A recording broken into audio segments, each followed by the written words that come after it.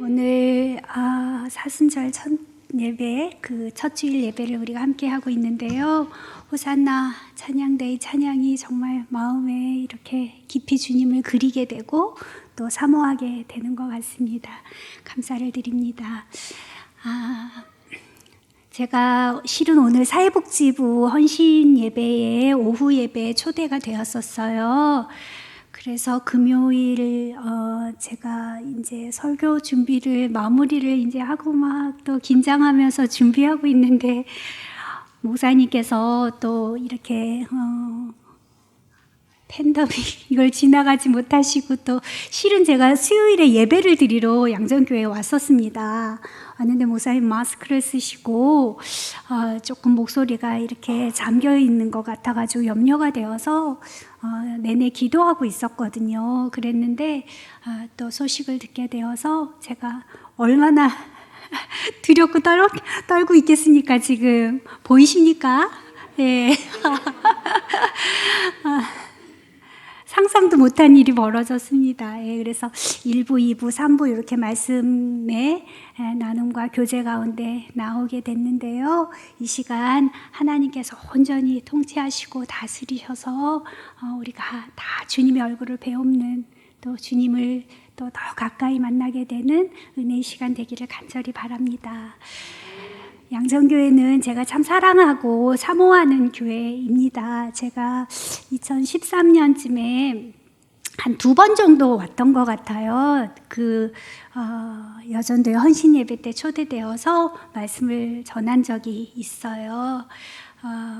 또 우리 이번에 서수관 목사님도 제가 여기 부산지구 노인장애인 복지관에 관장으로 부임하게 되면서 찾아뵈었는데 너무 잘생기시고 목소리도 좋으시고 그래서 상당히 인상적이었습니다. 인자하시고 하셔서요. 교회가 이렇게 아름답게 제가 앉아서도 이렇게 전체를 둘러보니까 와, 이게 진짜 너무 좋은 정말 아름다운 교회인 것 같아요. 저쪽 바깥에서 보면 이게 제가 생각하는 게 맞는지 모르겠는데 방주인가요? 예, 저는 여기 이제 초읍에서 올라오면서 차가 항상 거기서 딱 신호등에 걸려서 정면으로 우리 양정교회를 바라보게 되거든요. 거기서 이렇게 보고 있으면은 글씨도 양정교회고 글씨와 또 우리 교단 마크와 이것도 너무 예쁘고 참 세련되고 현대적이고 감각적이다 이런 이제 느낌을 받으면서 교회가 떡하니 세워지는 것을 잘 지켜보고 또 축복하면서 있었습니다. 여러분들이 얼마나 많이 기다리고 기도하고 물질로 또 영적으로 헌신하셨을 줄 감이 안 됩니다. 그런데 하나님께서 마침내 이렇게 귀하고 아름다운 성전을 건축해 하시고 또 여러분들 이렇게 하드웨어가 잘 마련되었지만 소프트웨어는 여러분 각각 한 개인이 한 교회가 다 되는 것이잖아요. 또 여러분들을 통해서 하나님께서 이 지역사회에 양정지역에 또 우리 한국교회에 일하실 것을 생각하니 너무 가슴이 벅차고 뜁니다. 그래서 여러분들 안에 하나님께서 이 귀하고 복된 일을 양정교회를 통하여 이루어내실 수 있기를 간절히 바랍니다. 여러분 오늘은 제가 말씀을 들고 이렇게 서게 되었는데요.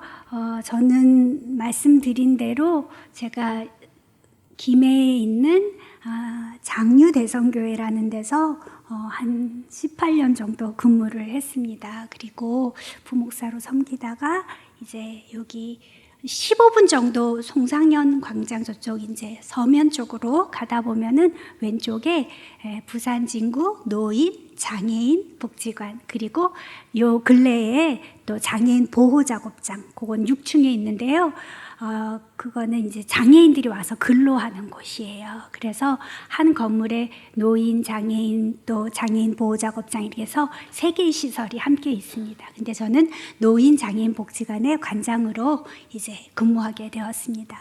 제가 어떻게 관장이 되었을까요? 생각을 주님 앞에서 하다 보면 제가 장유대성교회라는 곳에서 또 열심히 사회봉사하는 일들을 섬기다가 지역복지를 수행을 하다가 복지재단을 설립하게 되었고 복지재단을 통해서 아주 체계적으로 조직적으로 또 지역사회를 섬겼습니다. 그 가운데서 놀라운 사실은 교회가 엄청 급성장을 또 하게 되었어요. 그래서 제가 알기로는 부산에 있는 교회에서 이제 장류 쪽으로 신도시로 옮겨갈 때는 한 230명 정도의 성도가 한 반 정도가 이렇게 같이 갔거든요. 그랬는데 제가 나올 때는 한 2,500명 이제 출석 교인이 되었었습니다. 그래서 너무 감사하게 또 지내는 동안 하나님이 지역을 잘 신실하게 섬기니까 그때 빚도 많았어요. 교회가 건축하고 하느라고 또 옆에 우리가 지역민들을 위해서 거의 문화센터와 같은 걸 또 이제 교육관이지만 지어놓고 일주일 내내 개방하고 지역민들을 섬겼거든요. 그러느라고 또 빚이 있었어요. 그랬는데 일단 우선순위를 지역을 섬기고 또 지역에 하나님의 사랑을 전하는 것에 이제 목사님이 꽉 이렇게 비전을 두시고 온 교역자와 또 이제 당회원들이 함께 이제 중직자들이 이제 표대를 향해서 나갔는데요. 교회가 급성장을 또 하는 과정을 경험하게 되면서 하나님의 사랑을 많이 누렸습니다. 그러다가 이제 복지관에 오게 되었는데요. 오늘 이 시간 말씀을 통해서 또 하나님의 은혜를 함께 또 제가 받은 은혜 여러분들에게 나누고 싶습니다. 여러분, 양정교회를 통해서 하나님의 복음에 생명의 복음이 지역 곳곳에 이렇게 강이 되어서 넘치는 강이 되어서 흘러갈 수 있기를 간절히 바랍니다. 여러 사람이 함께하는 식사 자리에 초대받아 보셨죠? 얼마나 즐거운 일입니까? 인간은 허기를 느끼는 존재이고요. 동시에 고립이 되면 외로움을 느끼는 존재입니다. 외로움은 영적 허기이기도 하지만 또 육체적 또 배고픔은 육체적 허기이기도 하지요.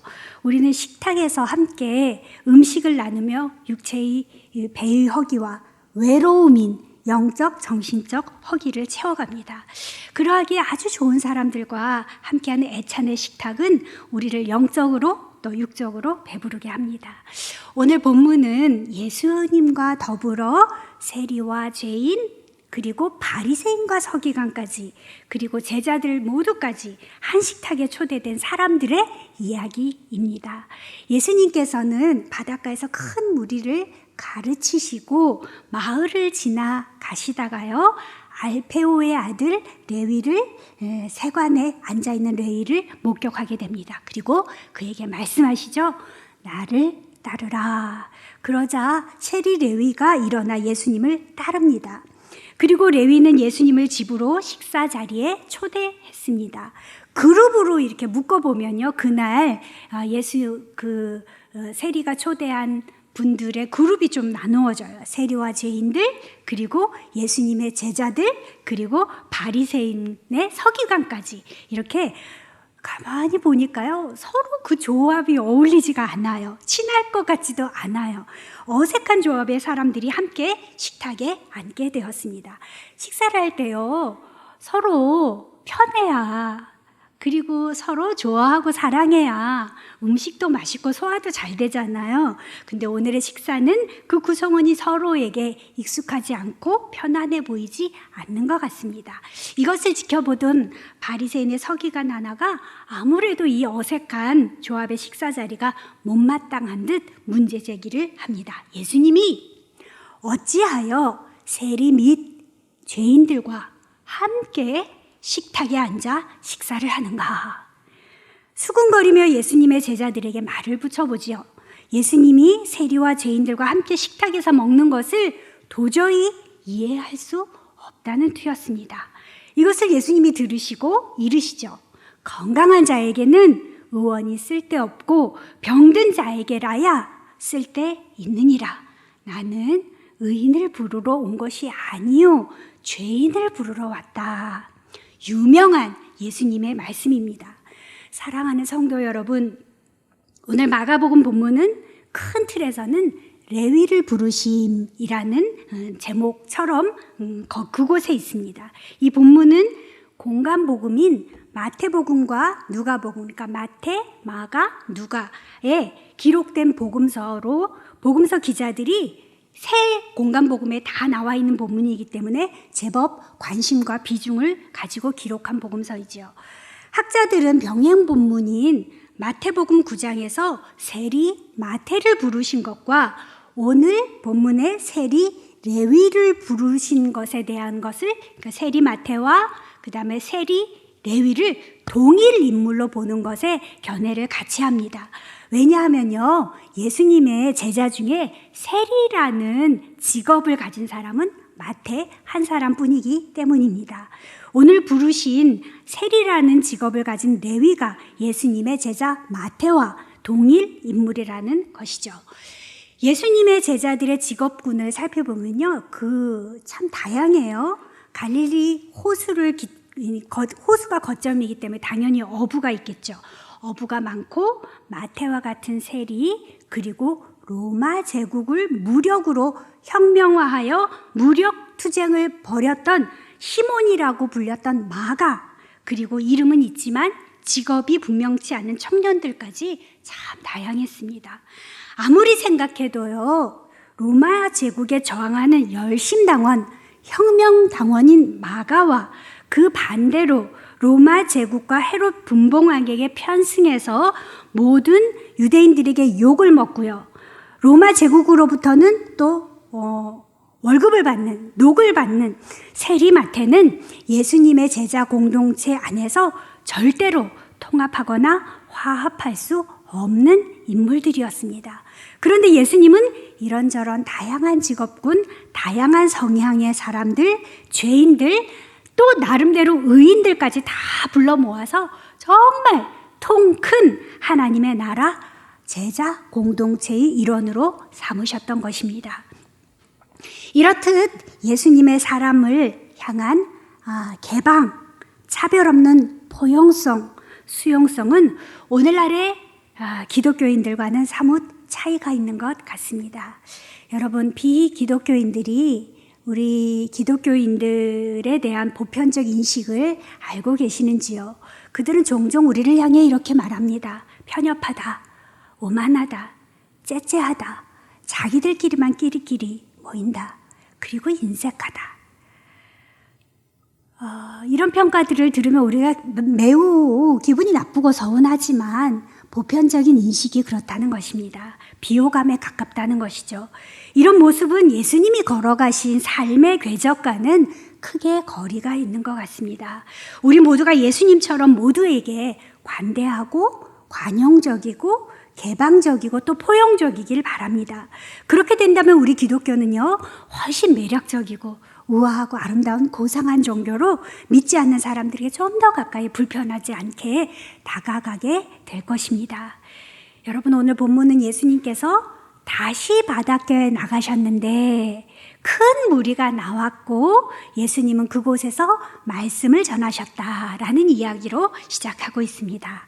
다시 바닷가에 나가셨다, 이렇게 이야기를 하고 있는 것은요, 바로 앞 사건이 가버나움 어느 집에서 중풍병자 네 친구가 중풍병자들을 지붕 위로 올라가서 내린 그 사건이 나오는 것입니다. 거기에서 예수님이 내 침상을 들고 가라 그러면서 정말 벌떡 일어나서 그 중풍병자가 4명이 들고 왔던 그 침상을 이끌고 나가는 것으로 끝나게 됩니다.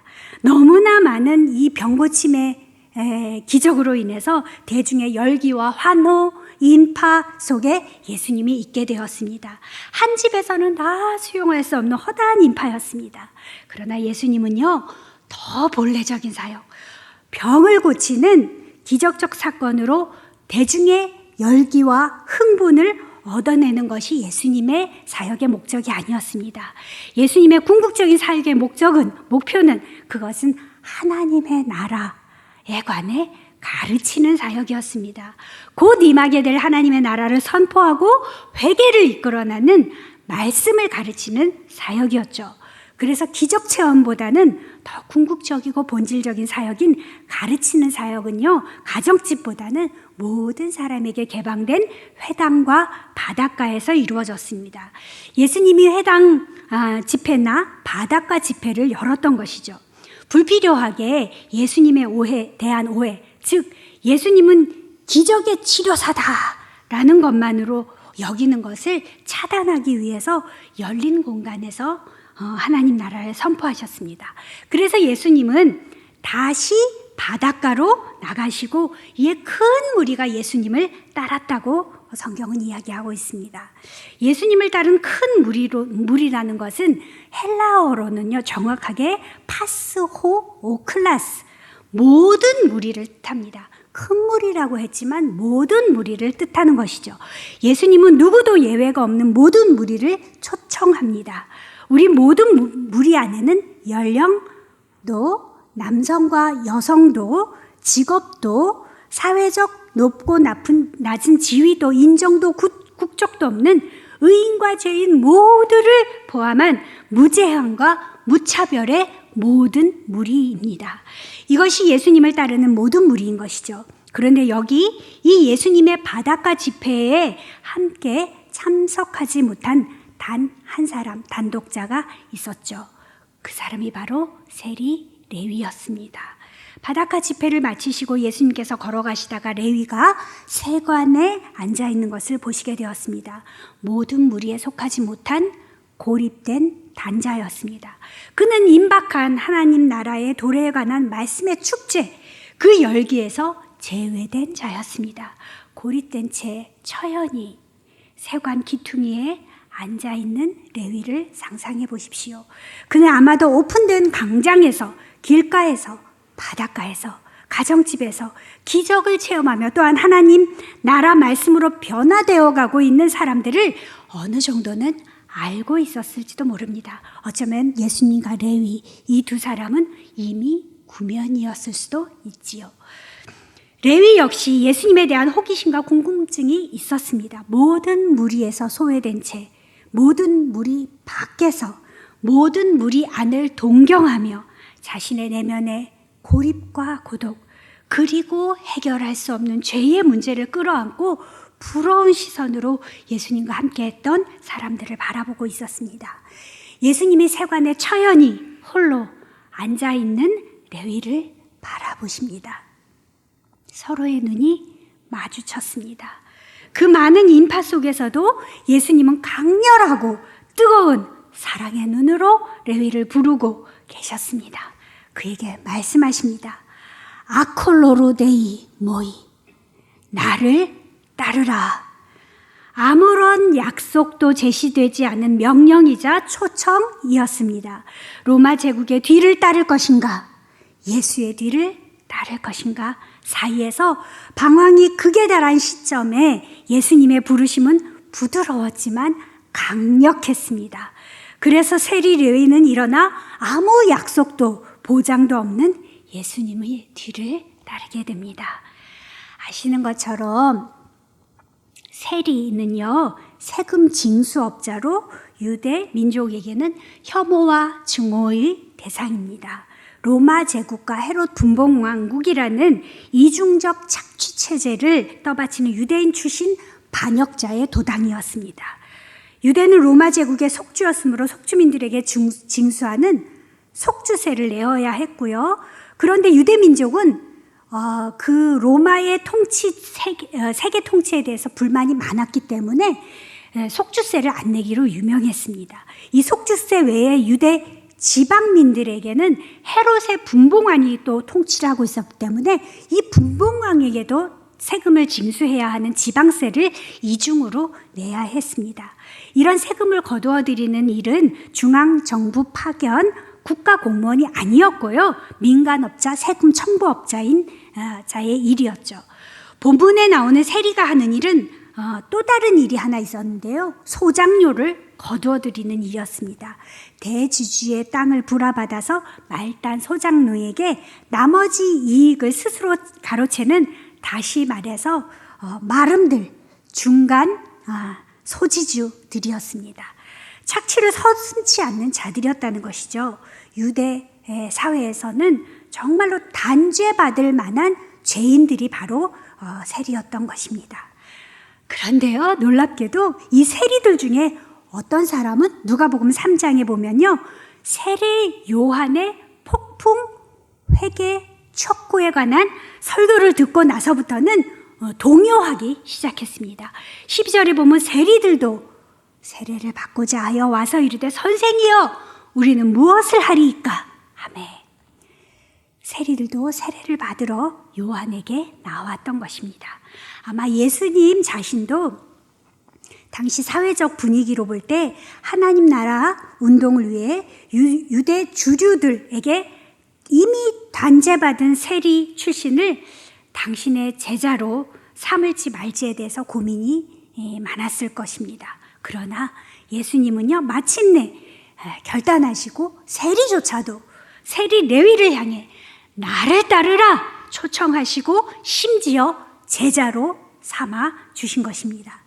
여러분, 자격을 갖추어서 예수님을 따를 수 있는 사람은 한 사람도 없습니다.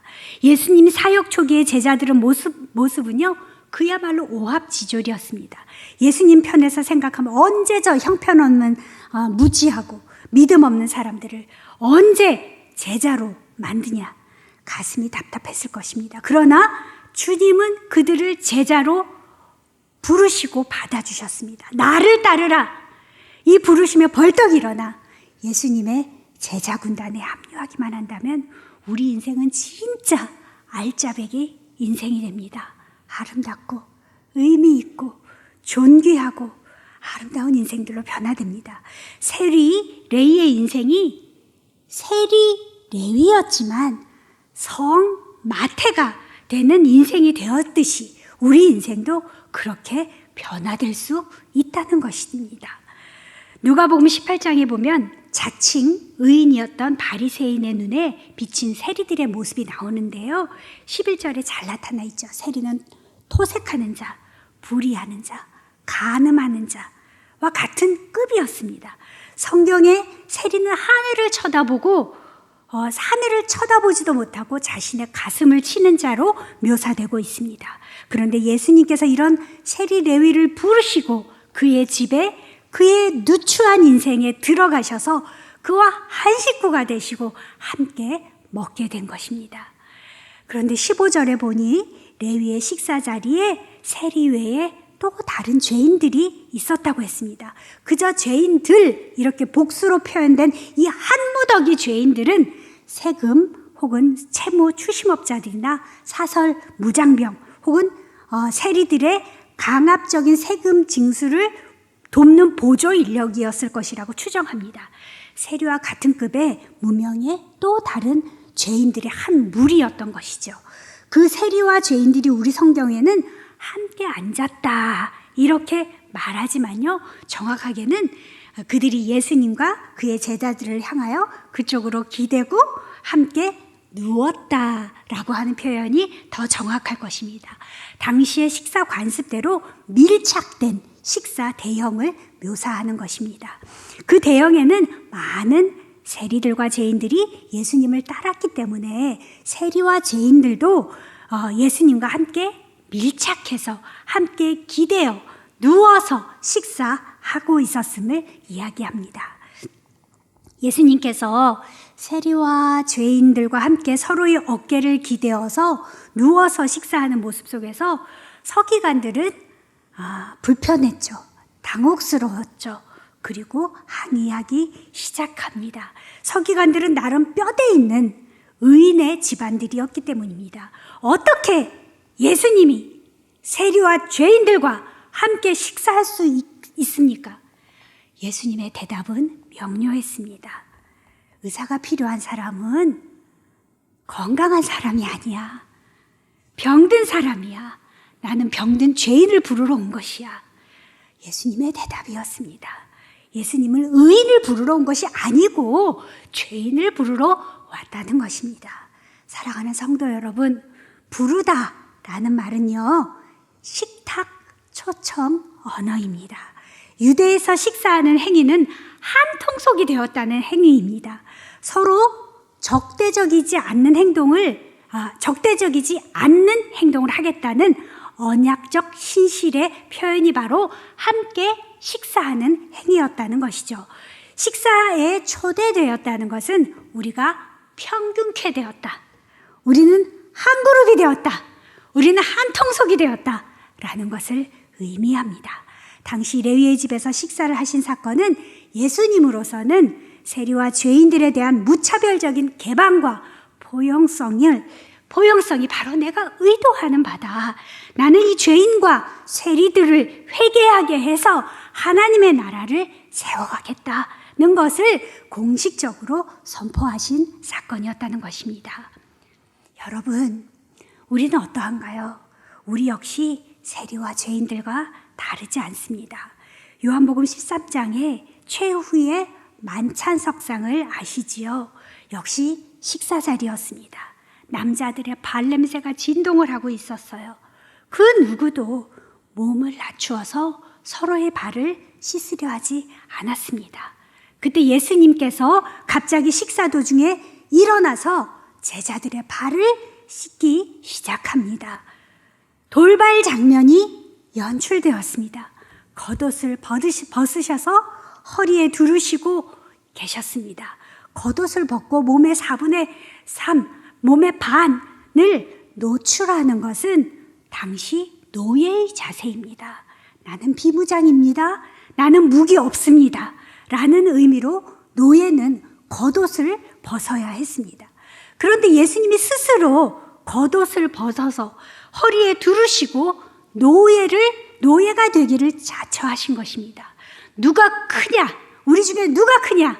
논쟁 끝에 아무도 서로의 발을 씻어주려고 하지 않던 완악과 강팍의 공간을 극한적인 겸손과 노예적 자기 낮춤으로 예수님이 다스리기 시작하셨습니다. 그것이 바로 하나님의 나라였습니다. 우리를 놀랍게 하는 것은 예수님이 세리뿐 아니라 바리새인의 집에도 식사 초대를 받으셨다는 사실입니다. 누가복음 7장 36절에서 50절까지 보시면 예수님이 바리새인 시몬의 집에 그때도 역시 발도 씻지 못한 채 식사를 하고 계시는 장면이 나옵니다. 예수님은 그야말로 좌로나 우로나 치우침이 없이 바리새인 집에도 가고 세리 집에도 가시고 바리새인과 세리의 친구와 또 그들의 구주가 되신 것입니다. 그런데 그곳에서 예수님께서 마음이 많이 섭섭하셨나 봅니다. 예수님께서 당하신 굴욕과 냉대 경험이 그대로 묻어나오듯 예수님이 말씀하시죠. 시몬, 너는 내가 올 때 발 씻을 물도 주지 않았다. 그런 상황에서요, 한 평판 나쁜 여인이 나와서 나드향을 예수님의 발에 붓고 1년치 월급 붓고 그리고 자신의 머리카락을 흘려서 그 발을 닦아내기 시작했습니다. 얼마나 놀라운 상황이 벌어진 것입니까? 이 이야기의 여주인공에 관해서는 정확히 누구인지 나와 있지 않습니다만 막달라 마리아건 또한 나사라의 동생 마리아건 익명의 평판 나쁜 여인이건 아무런 상관이 없습니다. 중요한 것은 예수님이 얼마나 광폭의 개방성으로 죄인들을 영접했는지, 얼마나 무차별적인 포용과 개방성으로 죄인들을 데리고 하나님 나라의 기초와 비전을 세우셨는지 명백히 보여주고 계신 것입니다. 여러분, 복음은요, 예수님 하나님 나라 공동체의 비전은 배제와 정죄와 구별에 터하지 않습니다. 오히려 포용과 개방과 무제한적인 은혜의 풍요 위에 기초한 공동체였기에 2000년 역사 속에 그 복음은 살아남았고 번성을 거듭해서 오늘에 이른 것입니다. 아픈 자와 죄인들, 불결한 자들을 다 불러 모아 하나님 나라를 만들어 죄사함의 은총, 치유의 은총을 맛보게 하는 것이 기독교 신앙 공동체입니다. 예수님은 이 무제한적 개방성과 무차별적 은혜와 사랑의 개방성 때문에 죽음을 당하셨습니다. 예수님은 이 작은 자들과 약한 자들, 죄인들의 대속을 위해 죽음을 당하신 것입니다. 예수님의 무한한 은혜로우신 성품은 바리새인이나 세리나 창녀들을 차이가 없게 만듭니다. 지금도 여전히 저들과 다를 바 없는 우리들을 다 불러 모아 하나님 나라 회복의 비전을 꿈꾸고 계신 것입니다. 여러분, 저는 장유대성교회에서 봉사사역을 열심히 했습니다. 지역복지를 열심히 일구었어요. 지금 우리 이 양정교회도 잠시 멈춰 있지만 아기학교도 하시고 문화교실도 하고 또 도시락 사랑의 도시락도 배달하시고 이런 사역을 한 것으로 알고 있습니다. 저도 그 사역을 했고요. 또 우리 성도들과 함께 다문화 가정 사역도 하고 장애인 사역도 하고 결식학생 돕는 일도 하고 바자회도 하고 또 밥차 그 소방차만 5톤 트럭이 밥차예요. 그 사회복지 공동모금회에 저희 복지재단이 이제 공모사업에 도전을 해가지고 그 밥차 전체를 주방 한 1억 정도, 차는 한 5천만 원이면 되는데 이 안에 들어간 그 시설이 주방을 꾸미는데 차를 주막으로 이제 전환하는데 한 1억 정도 들었어요. 그래가지고 그걸 다 모금회에 이제 사업비를 받아가지고 그걸 꾸며가지고 공원이나 학교나 또 교회나 이런 데서 이제 밥을 짓는 것입니다. 뜨거운 밥을 짓고 맛있는 이제 반찬을 만들어가지고 어른들이 오시면 환대하고 환영하고 사랑해드리고 정말 예수 그리스도의 사랑으로 저들을 섬겼습니다. 지역사회가 요청하는 많은 일들을 한 20가지의 그 단위 사업들을 수행을 했습니다. 제가 18년 정도 섬기고 나오면서 이렇게 회고를 하다 보니까 야 정말 내가 한 모든 일, 성도들과 함께 동역하고 교회가 함께 앞을 향해서 나가서 지역 섬김과 돌봄을 했던 이 모든 일이 밥 짓는 일이었어요. 왜냐하면 그거 다 프로그램 통해서 했지만 사람들이 감동받는 것은 밥이었어요. 여러분, 제가 지금 복지관에 와서도 아침마다 도시락을 만듭니다. 지금 이 코로나 상황이어서 이제 어른들, 취약계층의 어르신들이 경로식당에서 밥을 못 드세요. 밥을 아침마다 200개씩 만들고 반찬, 밑반찬 또 따로 만들고 또 이제 김장 때 되면 김장 만세대 나누고 또 떡국 만들고 또 여름에 삼계탕하고 가을에는 또 도시락, 이 명절 도시락, 명품 도시락 만들어가지고 만세대, 5,000세대씩 이렇게 나눕니다. 역시 밥을 나누는 일이에요. 애찬의 식탁에, 예수 그리스도의 사랑의 식탁에 저들을 초대하는 일이에요. 양정교회가 이 귀하고 아름다운 사역에 동참하고 동역하여서 저희 복지관의 법인이 주는 사랑 복지재단이에요. 그곳에 여러분들이 후원을 해주신다는 이야기를, 그 기쁜 소식을 듣게 되었습니다. 정말 진심으로 깊고 따뜻한 감사의 말씀을 드립니다. 어려운 중에서 이 여러분들의 섬김과 수고가 반드시 양정 지역의 골목골목, 마을마다 외롭고 아픈 분들에게, 고독사 하시는 분들 너무 많습니다. 어른들 중에. 그런 분들에게 하나님의 사랑이 흘러가는 복음의 통로가 될 것을 믿습니다. 여러분, 진심으로 하나님께서 양정교회에 복을 많이 주시기를 바랍니다. 그리하여 교회의 성장과 더불어서 지역교회를 영적으로 섬기시고 또 육체적으로도 섬기시고, 그리하여 지역을 살려내고 복음의 전초기지가 우리 양정교회가 될 수 있기를 간절히 바라는 것입니다. 사랑하는 성도 여러분, 사람을 살리는 이 복음의 풍성한 은혜 안으로 들어와서 예수님의 무차별적 애찬의 식탁에서 함께 먹고 마시는, 그리고 울고 웃으며 함께 하나님 나라를 세워갈 수 있는 우리 모두가 될 수 있기를 간절히 바랍니다. 함께 기도하겠습니다.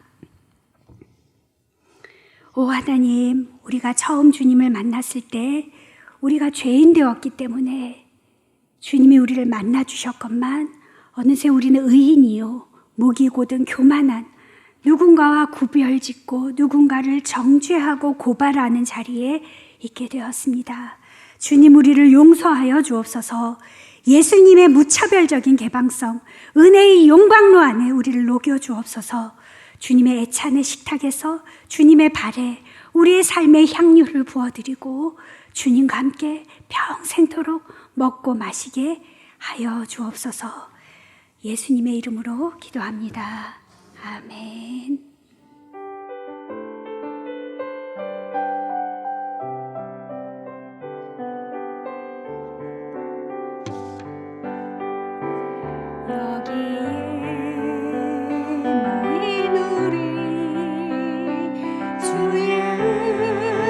받은 자여, 주께서